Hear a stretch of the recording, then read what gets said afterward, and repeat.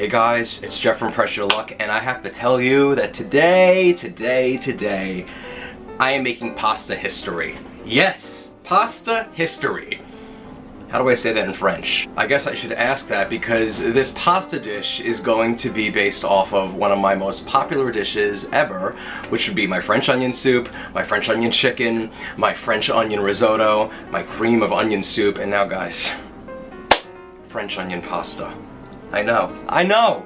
Did you ever think you'd see the day? Well, guess what? The day has come. It's still daytime out. We're gonna go right to the Instant Pot, guys, and we are going to make some of the easiest, most unbelievable, most au gratin, magnifique French onion pasta ever. So let's take one large Vidalia or sweet onion and then slice it up into strands like this. Now I want to go to my Instant Pot and add in 1 tablespoon of extra virgin olive oil. So now I want to come down to my Instant Pot and hit the saute function and adjust so I'm on the more or the high setting. You see that right there? And after a few minutes of the oil heating up, let's take our onions and add them to the pot. And let's stir that around and saute it in all of our olive oil. And we want these onions to get nice and brown, like nice and cooked down, maybe even a little bit charred on the edges. And that's going to take about 15 minutes of sauteing and then letting it rest. So just make sure everything gets nice and coated, and then let it sit, and then occasionally stir. Again, for about 15 minutes. And you'll see that after about 5 minutes, the onions already start to brown nice and good. Again, every so often, give it a scrape. Make sure that we're deglazing the bottom of the pan. That means scraping it for anything that might be stuck on it. The onions will release water as they cook. And about midway through the cooking process of the onions, let's add in 1 more tablespoon of olive oil. And again, you'll see that the onions will stick a little bit to the bottom of the pot. Not necessarily stick, but release some of their juices and oils, and they might get a little stuck. That's okay. Don't worry. But try to deglaze it when you can, okay? It's also critical, guys. You see how these onions are looking beautiful in color? It's critical that we literally do let them cook for these 15 minutes in there, because otherwise you're going to have crunchy onions, and you don't want that. You want them to be soft, have a beautiful color, because that's when all the flavor comes out when they're cooked and sauteed for a bit. Nice and browned. And after 15 minutes of sauteing our onions, we look great. This is exactly how it should look. Now I want to add in a tablespoon of crushed garlic, and then stir that up with everything else in the pot for about 30 seconds. Again, you see how some of the bottom of the pot here might have some, burn on it? Don't worry about it. We'll get it off. Because we're now going to add in a half a stick of salted butter. And now mix that up with everything in the pot. And once our butter is all melted in the pot, we can slightly deglaze the bottom a little bit more. Still might be a little bit of scorch. That's okay. Because now we want to add in some red wine. Now you can use a dry red wine like a Pinot Noir. That's best. But if you don't have that, red cooking wine is fine too. And then just stir all that up in the pot. And as you do that, you'll really be able to deglaze the bottom. Just let it, come to a simmer for a moment. And once our wine is all bubbling, it's time to add in our broth. I'm going to be adding in 3 cups of beef broth. And then give that a quick stir. And now we're going to season this up. I'm going to add in 2 teaspoons of a light brown sugar, or you can use dark brown, it doesn't really matter. 1 teaspoon of dried thyme. 1 teaspoon of garlic powder. 1 tablespoon of onion powder. 1 teaspoon of kosher salt. A half a teaspoon of black pepper, 1 teaspoon of Worcestershire sauce, and now just stir all that together in the pot, because this is going to be our final stir before we add our pasta. And my pasta of choice for this is going to be 1 whole box of campanelli, or campanelle. It looks like little trumpets. They're adorable, and I really like it for this. But of course, you can use whatever you want, but I do suggest a pasta that can scoop some stuff up, because guys, this is going to be a French onion pasta, which means it's going to get cheesy later on. So take 1 pound or a box of the stuff, and add it to the pot. Now, don't stir it around, just simply, press down on it so it's nice and submerged to your best of your abilities, but don't give it a stir. Just, like I said before, submerge it, smooth it out with a spoon. So most of our pasta is covered. It's okay if some of it peeks above the liquid.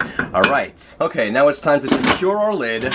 Make sure we're in sealing positions. And I'll come back to my control panel and hit the keep warm cancel, or just the cancel button depending on your model. And now I want to hit the pressure cook or manual button depending on your model. And I want to go for this, guys, at 6 minutes at high pressure, and that's it. Now that the pasta's done cooking, it's time to do a quick release. And the pin just dropped, so let's take the lid off. And there's our pasta, and it looks all beefy. Have you noticed that? Alright, now let's take a spoon and just stir everything up. The pasta will have cooked absolutely perfectly, and you can see it's still a little bit liquidy. But don't you worry, guys, because we're about to au gratin this pasta up.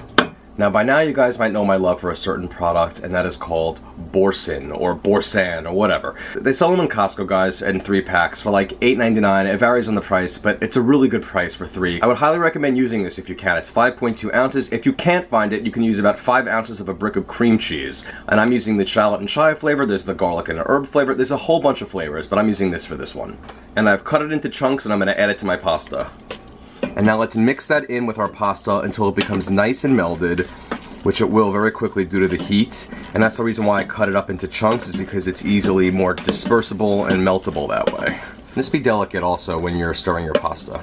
And now you're gonna see that all the broth will have pretty much thickened up already at this point, and it's setting the stage for something incredibly delicious, because now we have some more cheese to add. And now I wanna add in 1/4 cup of a grated parmesan cheese, as well as an 8-ounce bag, and that's 2 cups of a shredded Swiss cheese or mozzarella cheese or whatever cheese you really want to use. Just make sure it's good and melty. And I'm just going to stir in my cheese in batches. Now everything is really going to come together and become unbelievable. And I just added the rest of my cheese, and I'm just gonna stir this thing until all my cheese is totally melted into the sauce. And you see how ooey and gooey and cheesy this is becoming. And now you'll notice also that the onions will have cooked down almost into nothing. It's gonna be hard to see them after cooking and mixing up with the pasta, and that's okay. But if you wanted to double the onions in the beginning, you can double the onions. And lastly, I'm gonna add in 1/2 cup of a heavy cream, or a half and half. And then stir that all up together. And this is optional, but if you want it really, really ooey and gooey and cheesy, add in about 3/4 cup of a shredded mozzarella cheese as well, or additional Swiss, but I'm adding in 3/4 cup of this. You don't have to, but believe me, I think it's amazing. So guys, I mean, look at this. Look at this. Look at all the cheese stranding out of this pasta. French onion pasta. It's as if pasta and French onion soup had a love affair and had a child. But instead of this coming out 9 months later, it happened in 6 minutes. You know what I mean? It's absolutely perfect. All right, let's spoon this into some bowls and serve it up. And now watch as I scoop the pasta out of there. Look at all that cheese that follows. Look at this. Look at all of that cheese. Look at it. It's just like eating a French onion soup. You know what I mean? Don't ever have it on a first date. That'll be stuck to your mouth. It goes into the bowl. It's, you know. All right, so I'm going to put some of this into some bowls and serve it up. And look at this. Ooey, gooey cheesiness. Truly like French onion soup in a pasta. And now I'm going to sprinkle on a final touch, and that's going to be some of these crispy fried onions. A really nice final little ending. Let's give it a little bit of a crunch and a little bit of a garnish, you know? Alright, it is now time to combine 2 countries, and that would be Italy for the pasta and France for the French onion soup, right into my mouth. Let's make love. I just love traveling internationally. Especially when it's all in the same bowl, you know? Okay, first off, look at this. Look at this. Look at how the cheese is just stranded with... Let's go. Honey, I'm home. I just want to sing Loving in Rose, but I won't be anywhere near as good as Lady Gaga and A Star Is Born, or Edith Piaf, obviously. Wow, look at this! I mean, this is one of those dishes where you want to savor the flavor. Look at the cheese. Decadent beyond words. Incredibly, incredibly rich. And just one of the most comforting things ever. If you had a crappy day, and if you're coming home, make some of this. Everything's gonna be coming up roses when you do. It's like a French onion mac and cheese. This is also gonna be an amazing, amazing thing to pour over chicken, or even some beef, or as a side, but also just as good as a super comforting main dish. It makes me want to break out my Les Miserables vinyl. I really want to listen to that right now. I dreamed the dream of French onion pasta. Do you want to be in this for a taste test? I have a wonderful special guest. My friend Rob is here. Come on into the camera, Rob. Howdy. All right. Rob, try it out. You don't mind sharing the same fork, right? I'm not sick or anything. All right, good. Give it a try and describe it. I gotta get the perfect bite here. Yes, of course. I got some of the crispy onions on there too. Perfect. Come closer. Wow. Yeah? It's soup to go. Soup, but like, how would you say, describe it to me? Look at all, first of all, show everybody how the cheese just strands like that. Just like you're eating a bowl of French. Look at that. I feel so much shorter next to you right now. Look, I look so short. No, it's okay. You're taller than me. I like how the pasta's like al dente, but the onions are kind of like almost liquefied. Yeah, they're not. There's no crunchiness in them. And then the crunch to the fried onions. Yeah. It's great. Which you Great just combo. yeah, you just simply buy them at the supermarket. You know, my hair. Look at how I have it. We call this Jufro. Look at how poofy it is. I need a haircut.